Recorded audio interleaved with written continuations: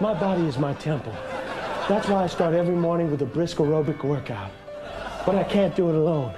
Workouts are easier when you have a partner. My workout partner is my maid, Marguerite.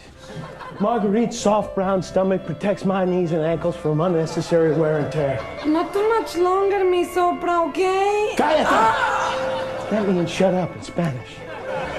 15 minutes a day is all you need to get your heart rate up to where... Please, mi sopra, you're crushing my...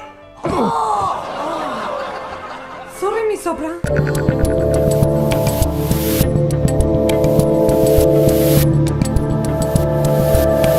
For those of you on the audio-only podcast, that was old Comedy Central video of Jimmy Kimmel in blackface, in a fat suit, pretending to be a woman, stamping on a Latina immigrant. I'm Dave Rubin. This is the Rubin Report. It's January 4th, 2024. We're live streaming on Rumble, YouTube, and Locals. Share, subscribe, tap that notification bell if you haven't. Post-game show, rubinreport.locals.com immediately after the show. And there is a reason we are showing you Jimmy Kimmel in blackface, in a fat suit as a woman, jumping up and down on a Latina immigrant. It's because he's in a bit of a feud right now with Aaron Rodgers. And you might go, well, Dave, who cares about a feud between, you know, kind of like, I can't say he's washed up, right? Like the guy's a late night TV host, probably making 30 mil a year. So let's not say washed up, but hacky late night comedian who's just part of the machine versus Aaron Rodgers. Aaron Rodgers, obviously football legendary quarterback now on the Jets. They've gotten into a feud over and this brings it to what we're talking about today, these Jeffrey Epstein files that have been unsealed. And they've been fighting yesterday and now today. Not a good 2 days for Bill Clinton and a whole bunch of other people, including Stephen Hawking. Stephen Hawking? What? At an orgy? What? No pictures were released, thankfully. Anyway, we're going to cover all of that, and then we've got a Rubin Report community Q&A. So actually, if you want to try to get a question in on the fly, you can jump over to rubinreport.locals.com right now, and we'll see if we can add something as we're doing this live. So, okay, so I want to take you back a little bit. Oh, and I should say before, I haven't done much on this Epstein stuff. I honestly don't know what to make of it. It kind of feels like the whole thing was a honey trap, basically, where intelligence agencies kind of just get people to be at things, offer them these young girls, and then you can kind of blackmail people. Like, that's what generally people think of it. That kind of seems right to me. They released these docs yesterday. What a lot of people are saying is that they've already redacted all of the important names. So the names that they're releasing now are just like, oh, these are people we can just kind of throw to the wolves. That's what's so interesting about Bill Clinton, because he's a former president, and it seems like he's sort of a sacrificial lamb here. Now, of course, if he banged underage girls or God knows what he did, then you got to pay the price. But it seems like he's being thrown off the bus or under the bus, while some other people are probably going to get away. So let's go back now for a moment.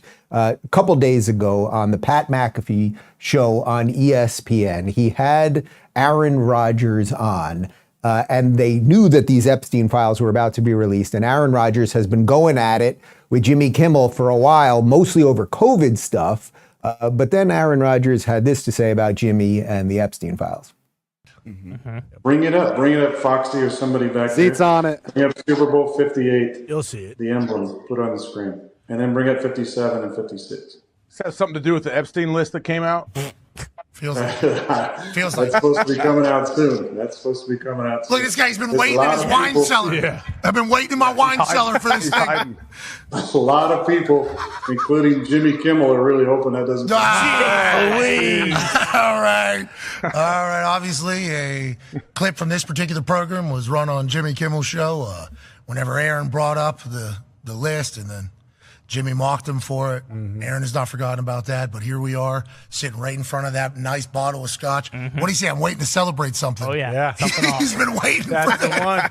You've been waiting for Hey, I'll tell you what, if that list comes out, I definitely will be popping some sort of bottle. Hey, you've been calling for it for a few years now. Anyone else notice this? Oh. My God. Oh, yeah. Oh, wow. Yeah. They've known. They've known for years. Like I'm saying, that 59 better be jet green. That's all I'm saying. Interesting. Well, unless it's Colts blue. Remember, we got Anthony Richardson coming. Could be. Patriots blue might be there too. Okay, sorry, we should have cut a little bit earlier there. You got a little inside football, Super Bowl stuff there. The point of all of this, because you might be going, Dave, why does this matter? How is this really related to the Epstein thing?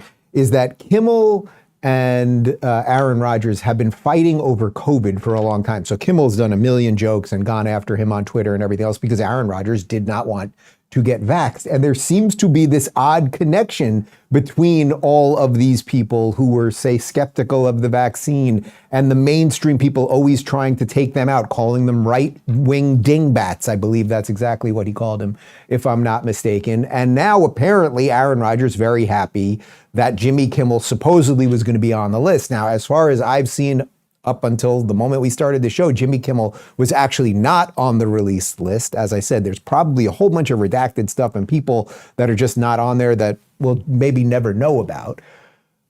What Aaron Rodgers was also connecting this to is here is video of Jimmy Kimmel and apparently his best friend and chef, Adam Perry Lang, who also was Jeffrey Epstein's personal chef for years. A little bizarre, but take a look. Where they cook the food. That the hot side and then the cold side.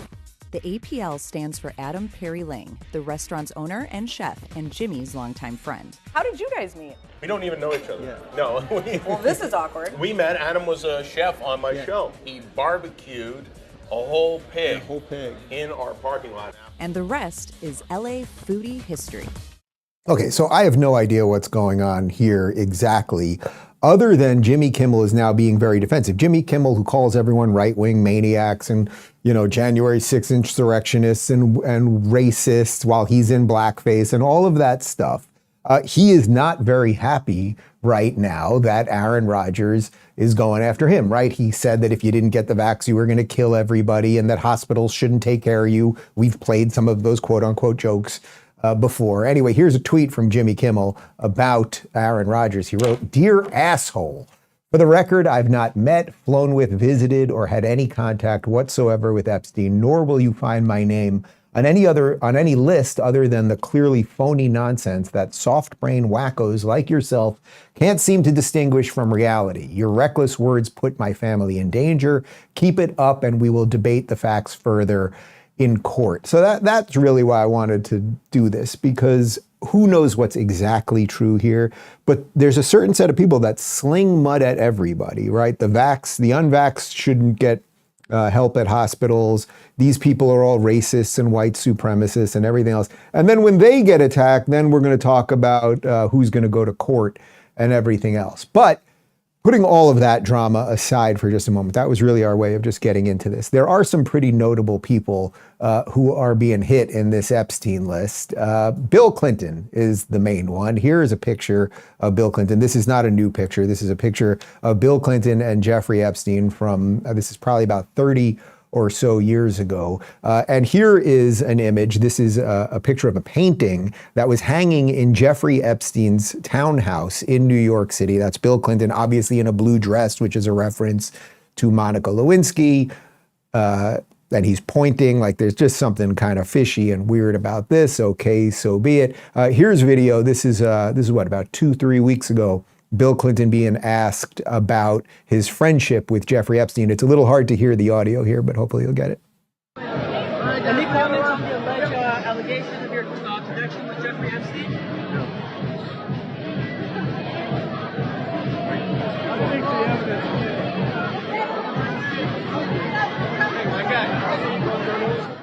All right, he kind of does what they all do, like he laughs it off, and then he says something, I think the evidence is, it's unclear what he says. I think the evidence is clear. I think the evidence is unclear. I don't know exactly. But when it comes to evidence, so yesterday this list was released and Bill Clinton was in it. Take a look. This is from the deposition that they released. Question, let me back up. Do you know if Bill Clinton was a friend of Jeffrey Epstein? Answer, I knew he had dealings with Bill Clinton. I did not know they were friends until I read the Vanity Fair article about them going to Africa together. Question, did Jeffrey ever talk to you about Bill Clinton? Answer, he said one time that Clinton likes them young, referring to girls. Now, I believe the person being questioned in that is at the time, one of the underaged girls. Who knows if she's telling the truth or anything else, but this is now evidence, right? Like when people are testifying under oath, this is evidence. So Bill Clinton was asking for evidence to be released. Well, it's a type of evidence right there. There's a little bit more. It gets weirder. This is an email from Jeffrey Epstein to Giselle Maxwell, who is now the only person in prison related to any of these files. So this is Epstein to Maxwell. You can issue a reward to any of Virginia's friends' acquaintances. Now, Virginia is one of the underage girls. Virginia's friends, acquaintances, family that come forward and help prove her allegations are false. The strongest is the Clinton dinner and the new version in the Virgin Islands that Stephen Hawking participated in an underage orgy. What are we doing with our lives? What are we doing? You know what I mean? There's got to be more important things happening. Isn't there an invasion on the southern border? Stephen Hawking is in an orgy. Bill Clinton, like what is happening here? Anyway, here's how the New York Times is covering it. If you just want to see how absolutely evil the mainstream media is. Hundreds of pages of previously sealed court documents related to Jeffrey Epstein, the disgraced financier and registered sex offender, were made public Wednesday, but as most legal experts familiar with the affair surmised, there was no smoking gun list. There's testimony in a deposition that Bill Clinton likes them young and an orgy involving like Stephen Hawking. Like, let's just show you one more. This is from Vice. I mean, this is how they run cover for people. The Jeffrey Epstein story is fanning the flames of far-right pedophilia panic. Like, some of this kind of sounds like it probably was true. Anyway, just a little bit more to wrap this to where we started at the top with Aaron Rodgers and Jimmy Kimmel. Kimmel had been attacking Aaron Rodgers for years, calling him a dingbat and an anti-vaxxer, and he didn't want to get the COVID vax and everything else. So here is Aaron Rodgers on Joe Rogan. This is a couple months back on what it was like to be attacked for being a conspiracy theorist who wouldn't get vaxxed. Science that can't be questioned isn't science anymore. It's propaganda. Right. And that was my problem with the whole thing is science is propagated by peer review. Yes. And you have an idea and then giving it to your colleagues or a study group or an institution and then having them review it. Yes. And figure out, did your shit make any sense or there's some holes in it? Yeah. Right? But there wasn't any questioning of the information that was put out. Well, it wasn't allowed. There was questioning, right. But it wasn't allowed. Yes. You're automatically put into anti-vaxxer, flat earth, crazy white right-wing conspiracy. Right? Like, we all get it. Anyone that questioned the vaccines, questioned the mandates, if you question anything related to diversity, equity, and inclusion, all of these things, they label you these things. The machine then puts out comedians, late night hosts, they put out television journalists, quote unquote journalists, out there to label everybody all of these awful things, and it just marches on. So I just think there was something interesting about this Kimmel, Aaron Rodgers thing as it relates to the Epstein list. How is Bill Clinton sort of the one really big name that seems to be getting crushed in this thing, and we're not going to find out about a whole bunch of other people? Like, did they clean up the list over the last 5 years? Why did the list just come out yesterday? There's a whole bunch there. I don't know that I have any more insight into it than any of you do. I think there's more questions than answers right now. And speaking of questions and answers, we're about to get to a RubinReport.locals.com community Q&A, but let me talk to you guys about Ramp real quick. Guys, running a business is tricky, and you have to stay on top of every little detail across expenses, payments, and accounting. Who can you use to make or break? Who you use can make or break you, and you need the best. Ramp is a complete game changer and saves you time from getting trapped in busy work while maximizing productivity and cutting wasteful spending.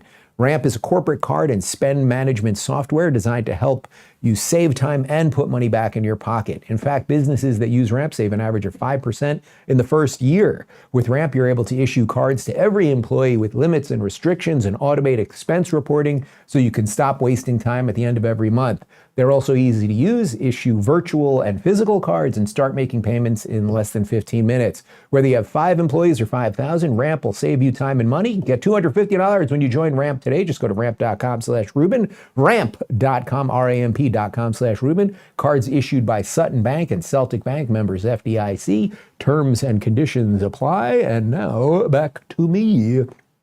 Actually, if we take any questions on the fly, if you guys have any other insight into what the hell's going on with this list, the timing of it and everything else, I'm really all ears on this one. Sarah says, do you think that these crazy lefties in the media actually believe they are doing good for this country, or are they just putting on a front?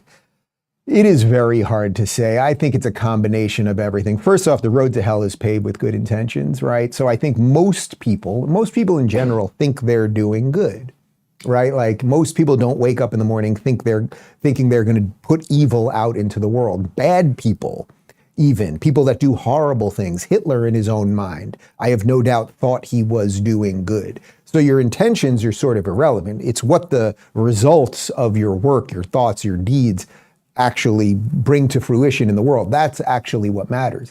I would say a lot of these people are just really, really bamboozled. Like if you were to look at, say, like the women of The View, like I think they're just really bamboozled. Whoopi, Joy, these were like sane, funny, interesting actors, comic people that weren't like crazy lefty activists. And then we watched the left go bananas and they were just on the ride, right?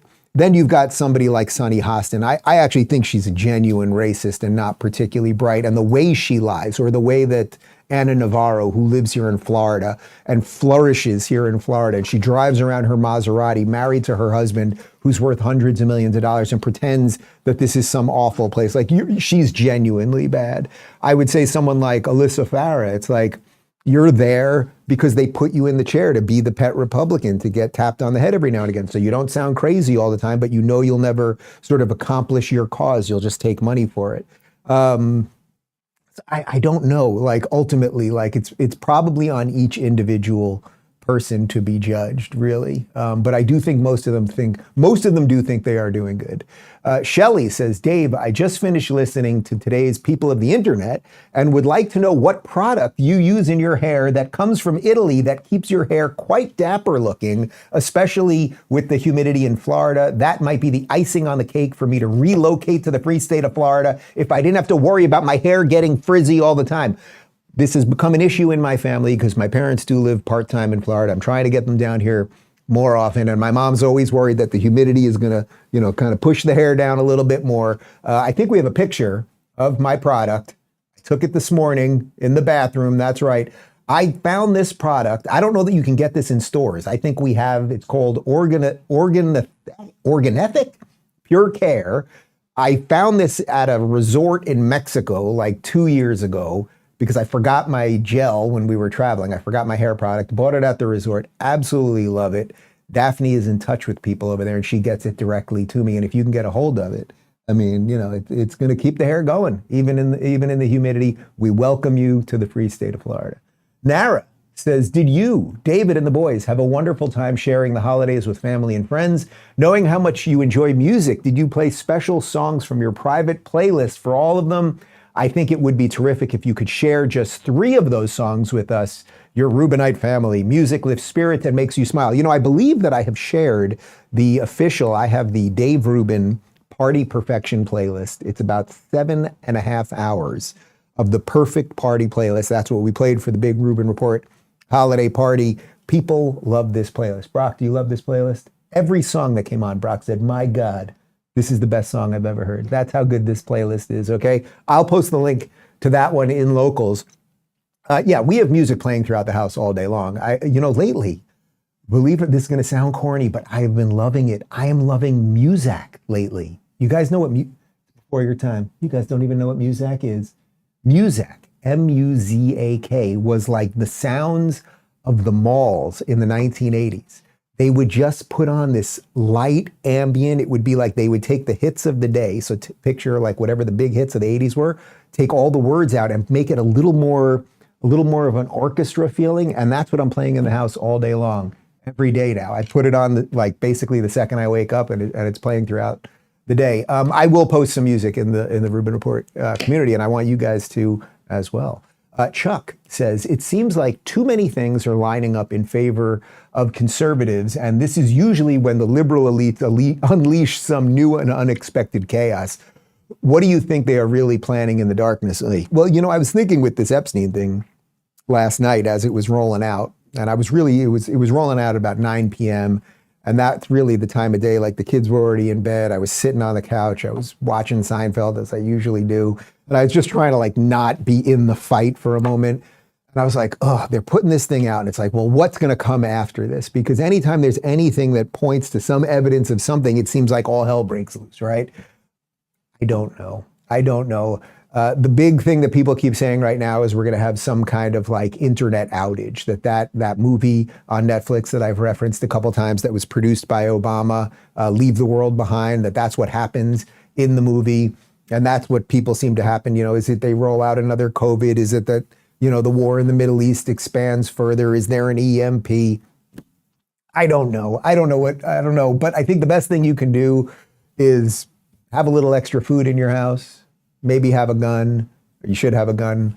You know, grow some food if you can build a garden, like do some stuff to take care of yourself so that whatever the thing might be, you have a little bit of extra time and sense about you to take care of yourself and take care of your family. Who knows, like what other, because it's not, the thing is, it's never the things we think it's going to be, right? Like it's never just like, oh, you know, they're in 2 weeks, they're going to do this. And then that thing happens. It's always something else. It's always some other weird thing. So we shall see. Dave says, congrats on 2 years in Florida.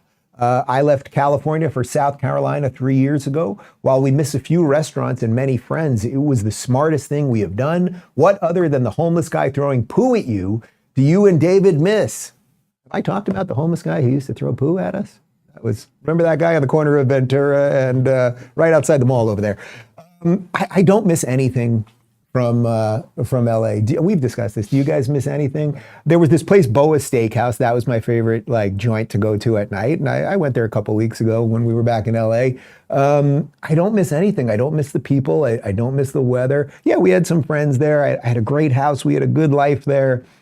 But I love it here. I like being part of something that you can, that feels like it's solid and that we can just continue building goodness with. I like being in a place that everyone that I talk to that doesn't live here is thinking about moving here. Literally every conversation I have, no matter, you know, and even our family that we're visiting over Christmas, it's like everybody's like, yeah, there's something going on here. It feels like there's law and order. Not just feels like there's law and order here. There is law and order here. Actually, like 3 weeks ago, middle of the night, Clyde's barking his brains out, like going crazy.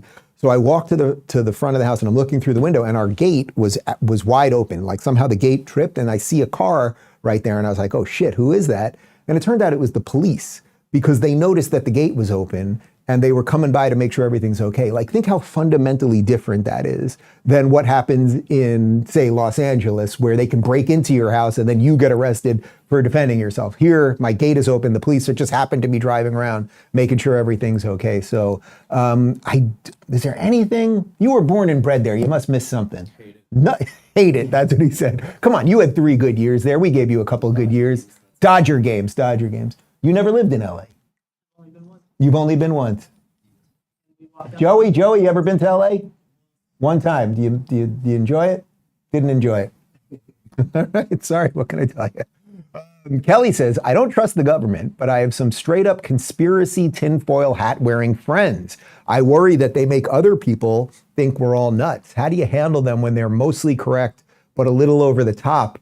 I don't want them turning their independent friends and family away from Republicans. You know, this is a great question and it's a tough answer, right? Because the sense-making layer, right? When we did the comeback show in the new year on Tuesday, what did I kept saying? Like we've just blown apart the sense-making layer. We need a trusted group of people in a society that are sort of, they don't have to be completely apolitical, but they have to be like, you know, you need them to be like authors and thinkers and maybe comedians, people that are just not fully ingrained in the system that can look at it a little bit from the outside and help make sense of it. We used to have a lot of that. We don't anymore. One of the reasons I'm always railing on the late night comedians is because they've all become partisan hacks, as opposed to you could look at a guy like Johnny Carson. Johnny Carson one night would have Carl Sagan on talking about science. Then the next night he would have Ronald Reagan on, and the next night he would have Bill Clinton on. Like there was a wide array of things that you could talk about and think about and dissect. And then a society it would leave you to make some decisions for yourself. And we don't have that anymore. You used to turn on CNN and think you were getting something true. You used to watch ABC or NBC or CBS. And as I've said, it just depended whether you liked Tom Brokaw or you liked Peter Jennings or the other guy. And it's like, there was at least a sense that we all kind of believed the same things. Now we're all off in all of these roads and these different avenues. And it's like, you can't blame anybody. Like when I meet people, we had dinner with a friend of mine in New York not too long ago. He might be watching this show right now. And he was going on and on and on about how we've never been to the moon. And he was talking about this filament that exists above. They kept saying filament, and it exists above, and we can't break through that filament, something, and just going on and on and on about this stuff. And we were having a great time talking about it and all the conspiracies and everything else.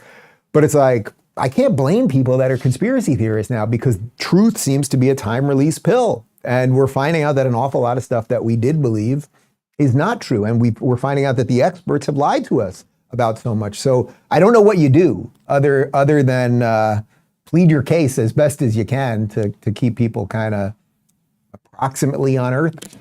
Eurasian says, if a video of Claudine Gay stealing a car had surfaced, do you think that idiot at CNN would have said, no, that's not car theft. That's just borrowing a vehicle without proper permission. Now what that white lady did over there, that was Grand Theft Auto. So for those of you that missed the show yesterday, we played this incredible. Can we pull that video up possibly? The video of the CNN guy from yesterday? The guy pretending that Claudine Gay didn't steal. She just, what was it? She copied and pasted. All right, we're gonna try to grab that. It was just an extraordinary video. You know, this whole story breaks. Claudine Gay, president of Harvard, or now resigned president of Harvard. There are over 50 instances of plagiarism, meaning she actually copied people's words and did not credit them. You would be kicked out as a student of Harvard if you did that. She has now resigned because of this, and I fully believe she resigned because of this, not the anti-Semitism thing, because they were going to let her skate by on that. This is what got her. Anyway, Chet, we have the video. So this is just 2 or 3 days ago on CNN, and listen to the way this guy runs cover. It's sort of like what we just showed you, the headline from the New York Times, there's no smoking gun in the Epstein thing. Oh, Bill Clinton likes young girls. Watch the way they run cover for these people. These plagiarism allegations, where Claudine Gay has had to issue corrections, multiple corrections. Now, we should note that Claudine Gay has not been accused of stealing anyone's ideas in any of her writings. She's been accused of sort of more like copying other people's writings without attribution. So it's been more sloppy attribution than stealing anyone's ideas. But nonetheless, you put all of that together. Just incredible. Like, it really is just incredible. Not accused of stealing anyone's ideas, just copying without accreditation. Just not saying that she stole. It's this exact same thing. So yes, this is what these people do. And then you wonder why we don't trust CNN, right? It gets us to the earlier question. You wonder why you don't trust the experts anymore, the experts who lied to you about masks and injections and all of those things. And over time, that is not good for a society when the entire expert class or the entire sense-making layer, when that's been blown apart, and then everybody has to go, all right, who do you trust? Well, I trust Dave Rubin. I trust Joe Rogan. I trust this one, that one. Like, all right, but none of us are perfect, and we're not experts in all of these things, and we're all just trying to slog through it just like you are. James says, who is worse, Sunny Hostin or Joy Reid? Well, I've discussed Sunny earlier on the show. I mean, Sunny is genuinely, like, I don't give her the good intentions thing. Like, I really believe she is a racist. She is a Marxist. She hates America and all that stuff. Joy Reid, what has happened to Joy Reid? We don't talk about Joy Reid that much on the show anymore. I don't know what's happened to her. Like, you know, she's an idiot. She's definitely a diversity hire. I think she said she got into Harvard because of affirmative action. I would say in that Sunny seems more relevant to me right now. She's probably the worst one. Samantha says, Dear Dave, I'm a huge fan of yours from Portugal. And even though I can't vote in the US elections, I support Ron DeSantis for president. Do you think he still has a chance to win the nomination? Well, look, I think it all boils down to Iowa. It's as simple as that. We have a wacky primary system. The Iowa caucus is January 15th, so less than 2 weeks away. He has been to all 99 counties there. It sounds like they have signed up a tremendous amount of captains. These are the people at the caucuses who wrangle everybody in, because this is not just like a normal one person, one vote thing. They get these people to show up at the caucuses. We're all going to vote for this person, blah, blah, blah. If he does well there, I think what it would do basically is blow up the notion that Trump is inevitable, right? That he has a force field around him and can't be stopped. And then you got about 4 or 5 days before New Hampshire and then South Carolina. And then people might go, oh, well, Trump didn't debate and we thought he was up 50, but DeSantis won this thing. And I do kind of like DeSantis, and I wasn't going to vote for him because I thought Trump was automatically going to win. I think there's some chance in there. I understand that I'm outside of conventional wisdom on that one. Most people think Trump's going to win this thing in a landslide. We shall see. The other thing that I'm seeing out of mainstream right now is that somehow Nikki is really hot. I don't really see that amongst people. I see it amongst the media. I don't see it amongst people. You just never know in these elections. So yes, I would say he has a chance, but if he doesn't do well in Iowa, I don't see how they reverse that. So I think it's Iowa or bust. Lorielli says, I have purchased my ticket to see Jordan in Salt Lake City on March 5th. Will you be there to open for him? So, Jordan's going back out on tour for 5 months, starting at the end of this month. I am not opening for him on the tour. Just I have too much going on with the show and life and everything else. Maybe I'll join him for some of the stops. We're starting to talk about something, so we'll see about that. But I will tell you that the 2 or 3 shows that I did a stand-up show in Salt Lake City at Wisecrackers, I think, which was one of the best shows that I've ever done. Jordan was my special guest at the end of that, and it was just absolutely a blast. And then we did a show the next night, the Jordan show, a couple thousand people. It was just great. And I just love the people of Salt Lake City.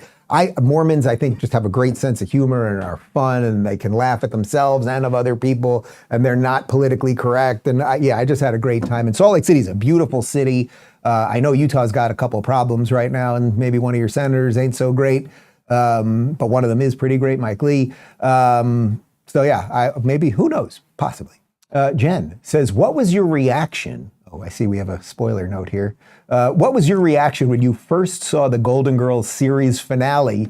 It was so fitting that Dorothy got married. Can I see that spoiler alert again, just to make sure? Director's note, spoiler for the Golden Girls season finale. All right. So if you haven't seen the Golden Girls season finale, thank you, Connor, for doing that. It did come out in May of 1992, so this is a hell of a spoiler alert we're giving you guys. But in the final 2-part episode, One Flew from the Cuckoo's Nest, Dorothy, played by B. Arthur, obviously, marries Blanche, Rue McClanahan's uncle, Uncle Lucas, played by Leslie Nielsen, who is really the greatest. And then they get married in the second episode. And there's Leslie Nielsen, of course, from Naked Gun and from Airplane, probably the greatest comic actor of all time. And I adored all the ladies, but especially B. Arthur. So it was just, for me, I loved the show. I remember I was so sad that night that it was all over. I was 16 years old, but I just loved that show so much. I still watch it. If you watch that show, one of the marks of a good show is that it gets better over time. A lot of shows, what happens is they're good for a while and then they jump the shark. And of course, jump the shark is the phrase that happened from Happy Days, where the Fonz in season 7 or something, he literally rides his motorcycle over a pit with a shark in it. And that's how the phrase jump the shark came into the lexicon, because it was this is so stupid, the show just jumped the shark. So they refer to other shows when they just get on the other side of being good. But a few sitcoms that doesn't happen to. And I would say Golden Girls was as good in season 7, the last season, as it was better, I would say, than it was even in the first couple seasons. That was a good spoil. I won't tell you what happens in the last final few moments, but just beautiful. Amy says, have you tried Pash Anejo tequila? I bought some for my husband for Christmas and he loves it. I haven't. That's Patsch. I will check that out for sure. But I did get a tequila from a friend of mine. That's the bottle that I got. I mean, look at that. That is a really, really cool bottle. I have a feeling this is a pretty penny. I didn't buy it for myself. But this is Shakira Jaguar Head. I think it's extra anejo, if I'm not mistaken. I've only had one little sip of it so far, but really smooth and beautiful. And the bottle's just really cool. So There's always good tequilas. And our tequila, I think I will be going to Mexico for 2 days in February for a little tequila tasting because we are working on the Dave Rubin official tequila. Lynn says, I'm starting to hear that the moon landing was a hoax. Oh, this could be my friend Bob with the filament. What are your feelings on it? I have a hard time believing it because they were sending so many astronauts up in space at the time. I remember watching it with my friends and it looked pretty real to me. Well, first off, Brock's freaking out over there. What, you think it's a hoax? I think the first moon landing was fake. Brock believes that the first moon landing was fake. Do I believe that the moon landing was fake? I would need evidence to prove that. Extraordinary claims require extraordinary evidence. I suppose you might say that we would need more extraordinary evidence to think that we got there in the first place. I mean, what's weird to me is that we have not been on the moon. Do you know when the last time we were on the moon? No, I think it was 73 if I'm not mistaken. Can someone Google that? Google that. We have not been on the moon. Well, we're going to fact check me here. I think since 1973. Now, if you think about the power of computing that is in this thing that we all have in our pocket versus the power of the computers. 72, okay, close enough. Versus the power of computers that we had back then, like you may say, well, there's no reason for us to go to the moon. We didn't find any life there. There's no water there. There's no organic material. We're off to other planets now. We're working on Mars and everything else. But you'd think that we could still maybe have set up shop there, or we could just get back there real quick or have little trips to go there or something. I mean, I know NASA's not really good at much anymore. We used to send the best and the brightest wanted to be part of NASA. Now they want to be part of SpaceX and work in the private sector for Elon, obviously, rather than work for the government. I would say at this point, I believe it is real. Would it shock me if in a year from now the files come out and they made up that too? I suppose not. I suppose not. A Tennis says, can you share more about your experience using the big green egg? What are your favorite dishes to prepare with it? How does the meat taste differently from a traditional charcoal or gas grill? So the big green egg is a smoker. We should have snagged a picture of it or of something I've cooked.